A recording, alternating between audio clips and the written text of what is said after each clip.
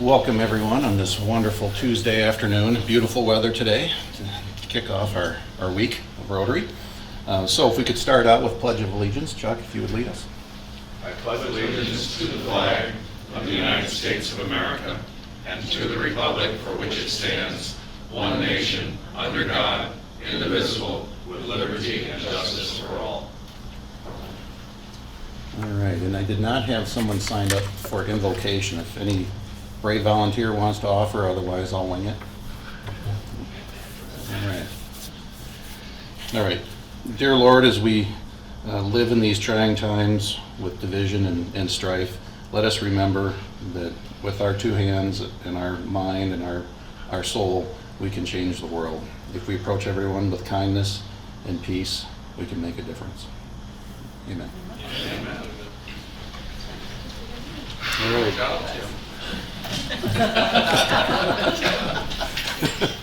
All right, Mary Ann, I think we have one guest is all today. I'd be happy to introduce. I know you love to do that. You have it? Of course we have a guest, a very, very special guest of our photographer here, Mr. Olson. You want to introduce your guest, Barry? Well, I certainly will. Wait a minute. Oh, then somebody else Here, has to come hold over the here. camera. I'll show you. Here we go. Just hold it real steady. Make sure my head's just below the top. Oh, have a stand. You know, this is me. Okay. This is for our Christmas card. This is my dear wife, Linda. And Linda is, we just finished, we're always celebrating our wedding anniversary, 50 years of wedded bliss. And I've brought Linda to the meeting today because she loves dogs. And unfortunately, we're not going to have a live dog here. I don't exactly know why. But nonetheless, we're excited to be here. And thank you so much for coming. And Linda, everybody. Hey. Good job. Good to see you, Linda, as always. I assume no one else has a guest? All right. Well, have a nice day, everybody. Thank you for coming. And we certainly do have a beautiful day. The weather couldn't be any more perfect. All right.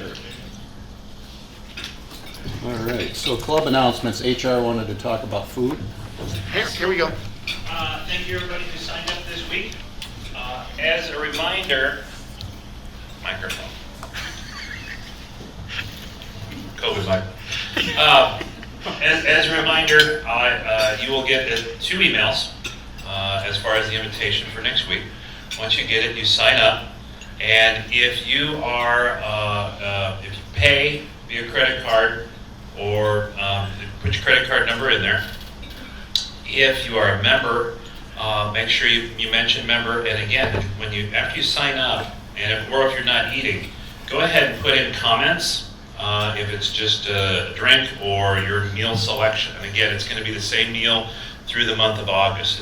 It's the chicken salad, the chicken Caesar, or the meatloaf, which if you didn't have the meatloaf today, it's better than any meatloaf that's been on the buffet ever. So it was really good.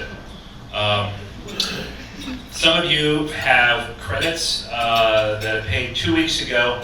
We're going to track you guys down. Paul's already cashed his in today, and there should be 7.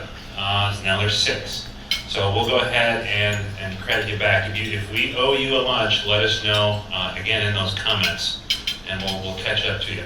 If you want to bring a check next week instead of putting your credit card in, you're more than happy to do that. We'll make it out to the club, but make sure you put your choice in there still again in the comments. So, and then we'll get the speaker's choices.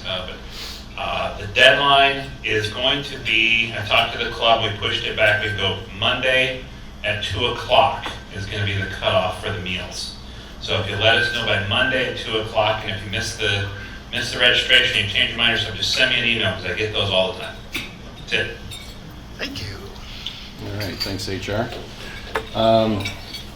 Grants, I don't know that there's any grant updates, Chuck. I don't know if there's anything you want to mention at all about the airport overlook. I don't know that there's an update from last week. I got an email from Don Meyer saying that proposal was approved. So I'm just waiting for the check to come to Kim. Mm-hmm. and he said he would send the check prior to our completing the other projects. Okay, great. That he trusted that we would see them through. He has faith in our club, that's He great. does. Yeah. So do you envision club volunteers needed to work on any of this project? I haven't thought that far ahead yet. Okay, just curious. Right. I can Once we order it, we can start figure putting it out. that together, Yeah. right? Yep, all right. We talked about the others. Roadside cleanup, HR is going to coordinate that for us, so there will be a sign up. He's going to work on dates, and then there'll be a sign up going around for people to sign up for that. In September. In September. In September. Yep.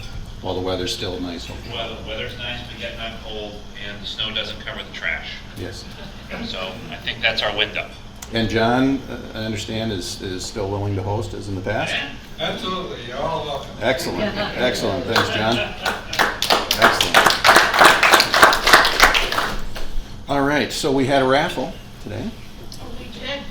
And actually, while you're finishing your bite, I'm going to send around a sign up. So we have the 3 different roles, if you call them, for each week. So we have Music of the World sign up, Invocation, and Raffle. It's all on one sign up sheet, so I'm just sending it around. And then the plan is to get one person to coordinate the sheet in general, rather than one person for each of the items. But if everybody signs up, fills in the slots, then we just have one person who can send out a message saying, hey, you're on deck for this week. If you can't make it, please find a replacement. So let me send this around. Well, thanks everyone for participating. We're getting back to normal here, a little bit at a time, and having a raffle to raise money for one of our many causes is a good thing, and the best one I know to separate you from your money. So let's see, Linda, would you draw someone's name?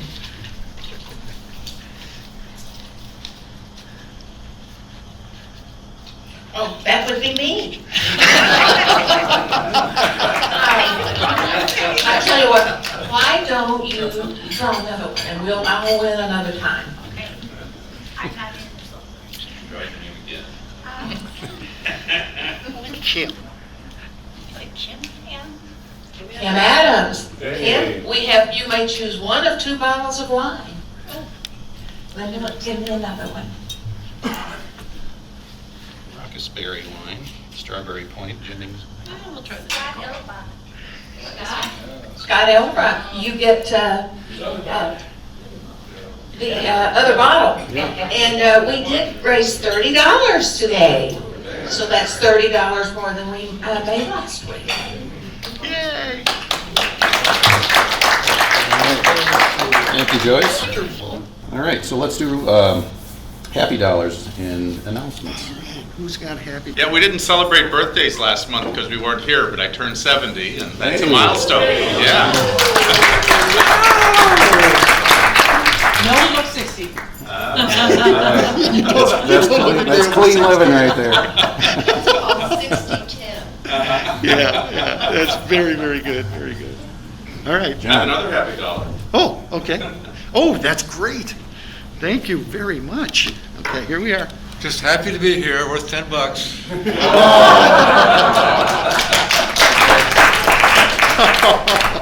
That's great. Thank you very much. I have another happy dollar. Oh, okay. Here- Congratulations to Gary and to.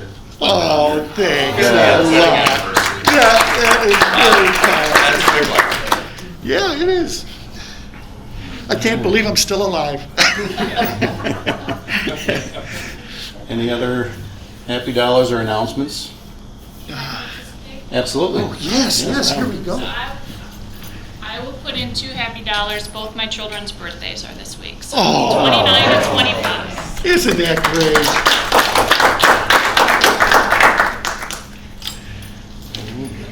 I had a great joke.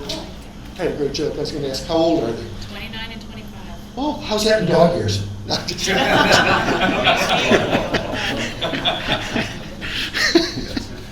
All right, so, Sorry. I couldn't resist. we should ask the question, how do dog years work again? I heard that it's not 7 years, it's 10 for the first year and 5? The first year is about 15, the second year is roughly 10, and every year after that averages 7. Okay. Wow. Something else. All right. It's an algorithm.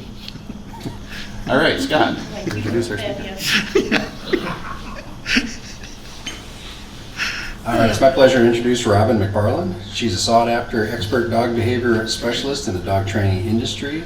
Her work has led her to travels across North America and abroad, teaching pet professionals, canine handlers, and private pet owners. Her expertise in electronic training collars has helped thousands of people increase their dog's performance and off-leash reliability while decreasing behavior problems ranging from OCD to aggression issues. Robin made the decision to help create change in the lives of dogs and their owners in 1994. While working full-time as a vet tech, she began teaching classes, instructing dog owners as a part-time pursuit. After a life-altering event in the fall of 1997, she decided that training was her true passion and went full-time into the profession. She launched That's My Dog, Inc. in May of 1998 and hasn't regretted a day since. Please welcome Robin.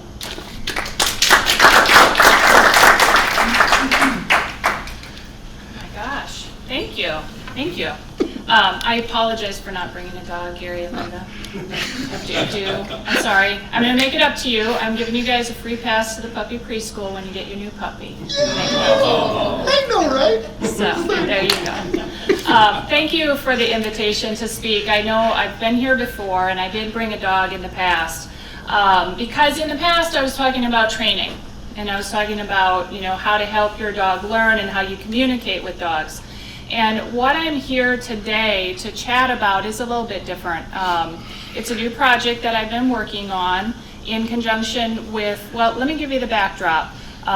If anybody's been a long time Dubuquer, there's been some upheaval in the past 5 or 6 years about having dogs in the park, right? We've heard it, we have our viewpoints on it. I have my viewpoint on it. I got asked by the city to sit on their committee, their pet committee for the Pet Friendly Initiative. And so I've been volunteering my time for the last 18 months on that committee as we look at the various issues about pet friendliness in our community.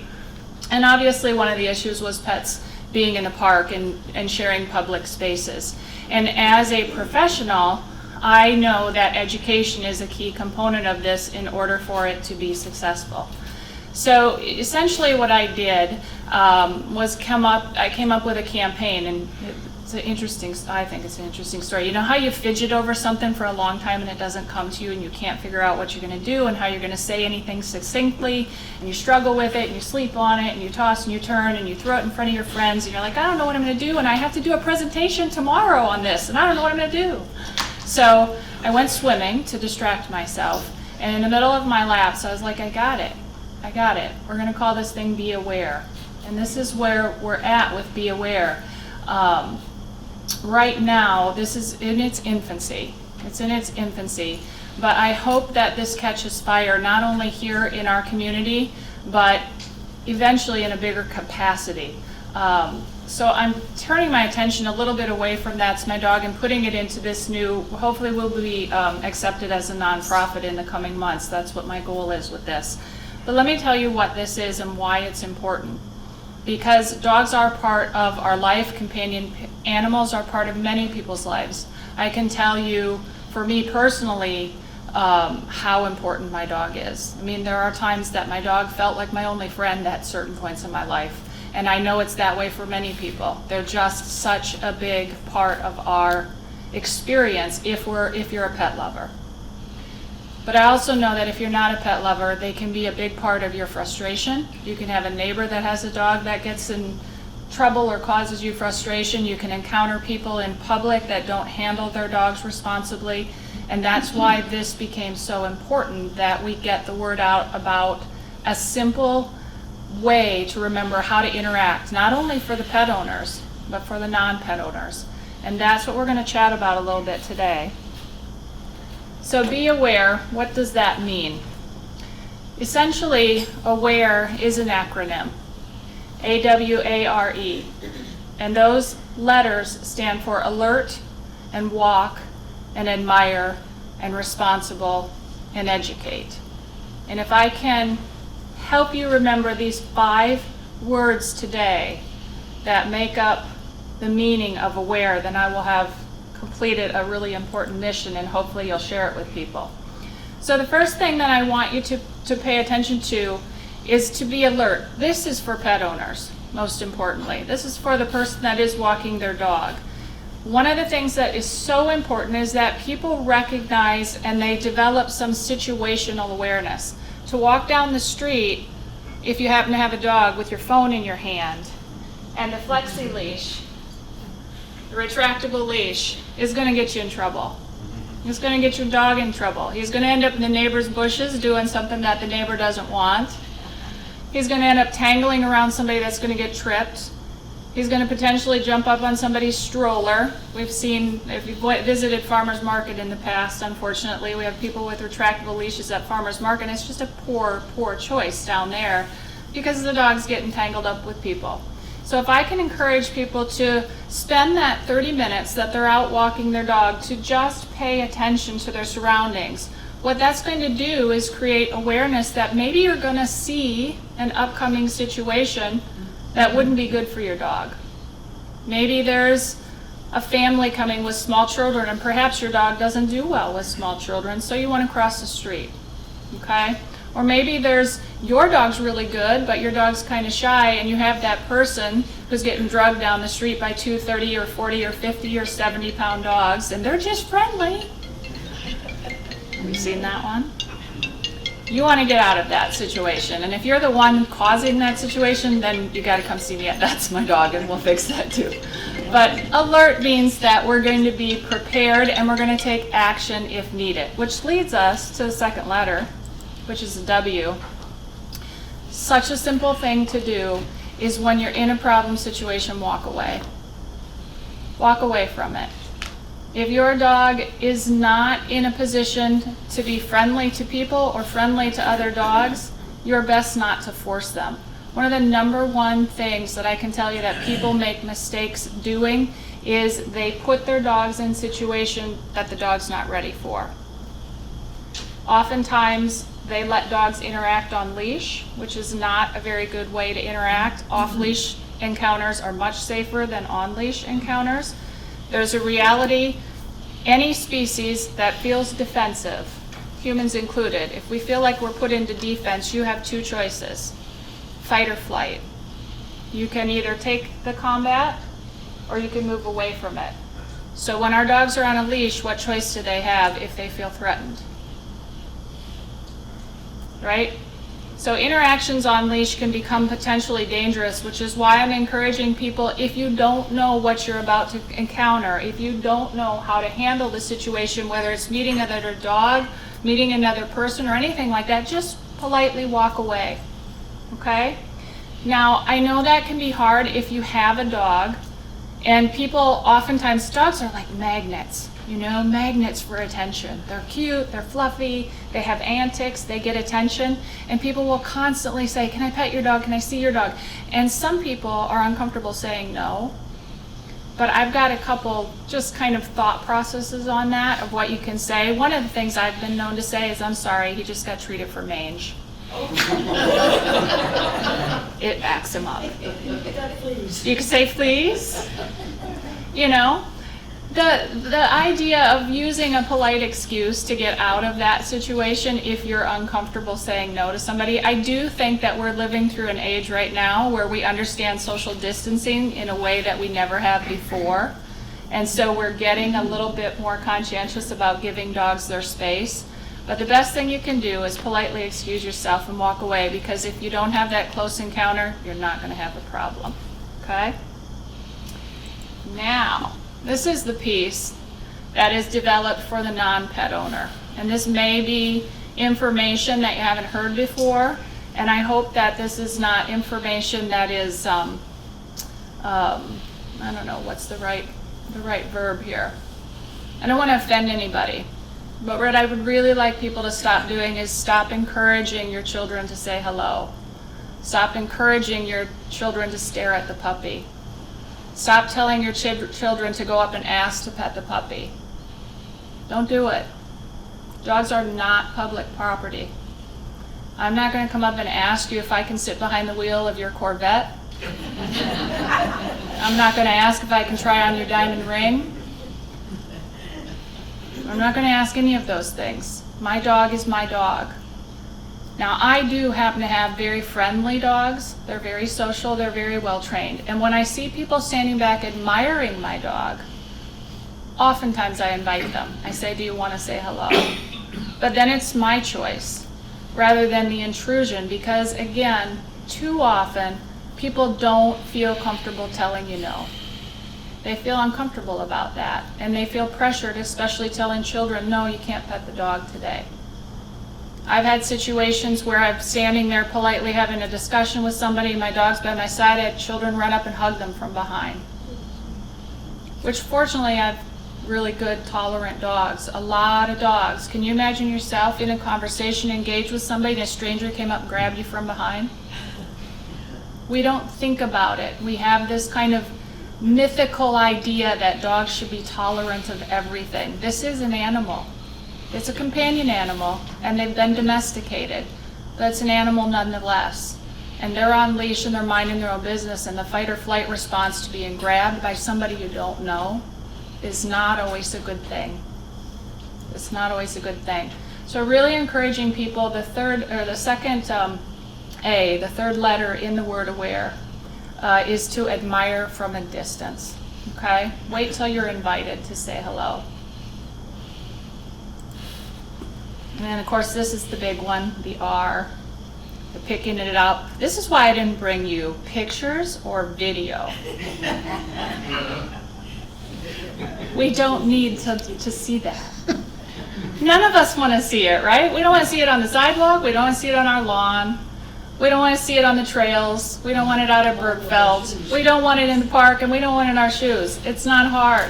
Pick it up. You have a dog. It's easy. But in addition to that, barking, sniffing, licking, jumping, other canine behaviors that violate personal space should be controlled. And that's on us as pet owners. Okay? One of the simple things we can do is keep the dog when we're out in public, and this is what I'm talking about, guys, when we're sharing public space. Keep the dog on a regular 6-foot leash rather than a retractable, because it's so much easier to control your dog. And if anybody has a dog that's really friendly, a little bit wild, one simple teeny tiny, I'll give you a little free tidbit today. All you gotta do is put the leash under your foot and stand on it.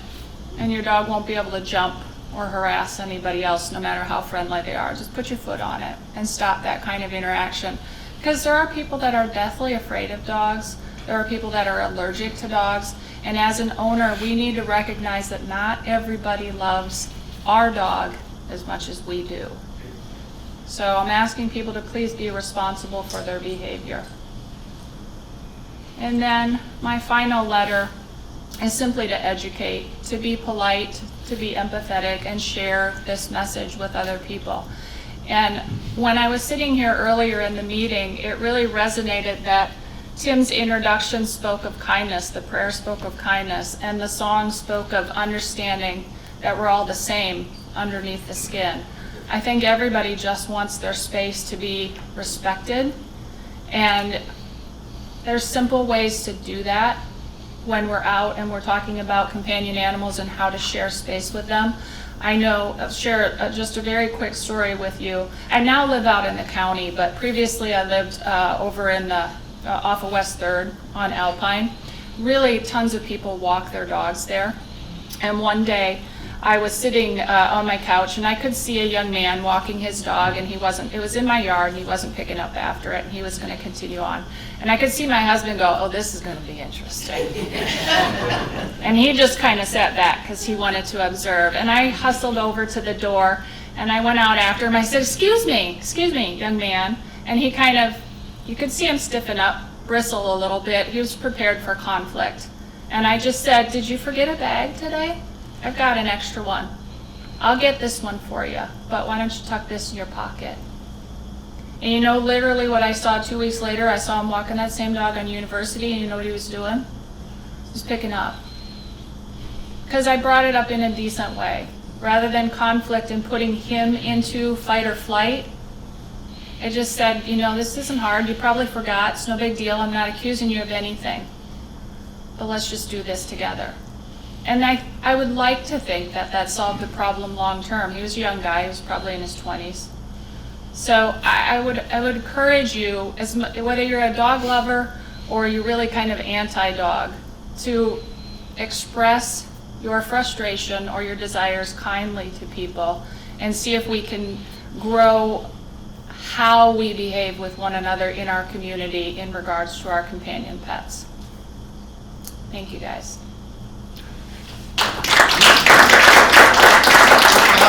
Questions? Go right ahead. Yes. Well, I've got to ask, after you handed him the bag and you had your own bag, did you hand it back to him full? No, I threw it away. I threw it away.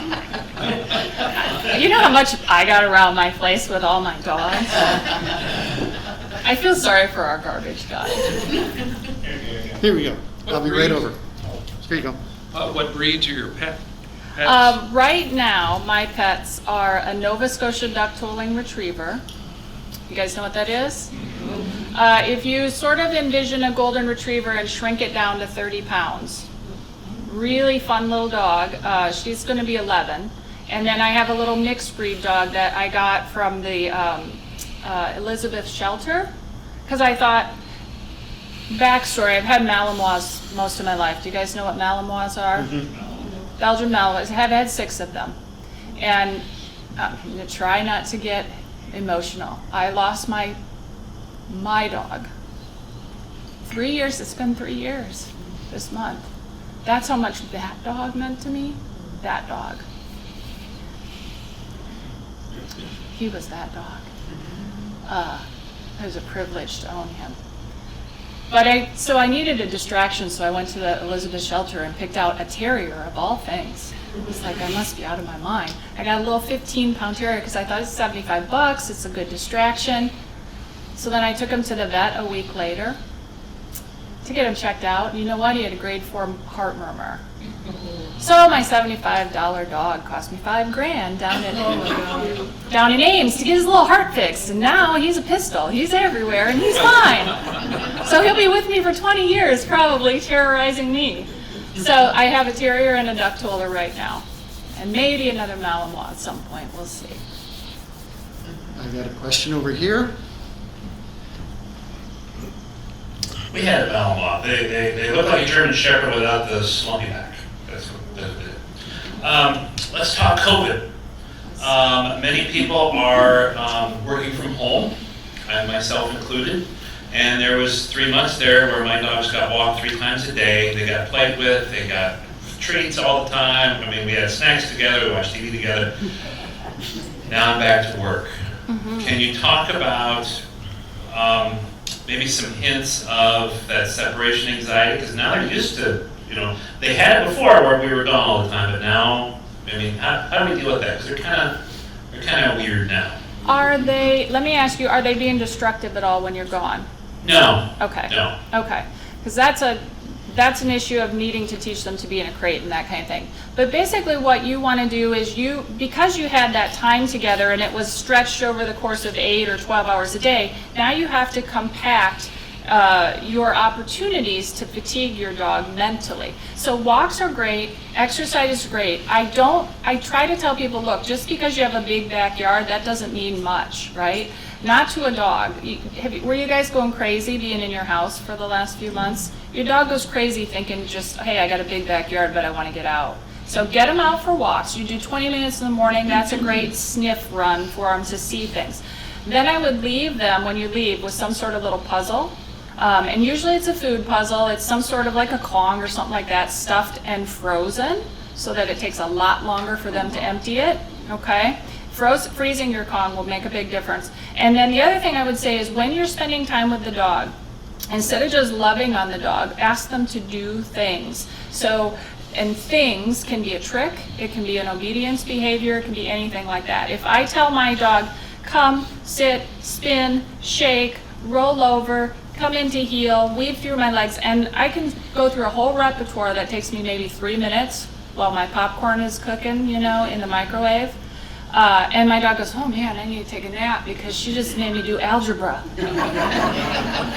So the interactions and how we interact rather than just constant stroking, because that they get kind of addicted to. There's a real dopamine release with the stroking, and when you take that away, that's hard to get over. Versus mental fatigue when you're interacting. Now they're like, dude, can you go watch your TV show because I really need to take a nap. Okay? That will go a long way. That's cool. Yeah. We'll close it there. Thank you. Thanks, Robin, appreciate you coming. And just a little plug, we got a lab mix puppy from the Humane Society about 5 years ago, and we sent him through the puppy preschool and then the training, and he's just a phenomenal dog. People in the neighborhood are amazed, and it's not because we've taken it so much further. Your group took him where he is, and he comes at commands, and he wants to run to kids, and you tell him to stop, and he stops, and people are amazed, and that's from your organization, so appreciate it. So, all right, thanks everyone for coming.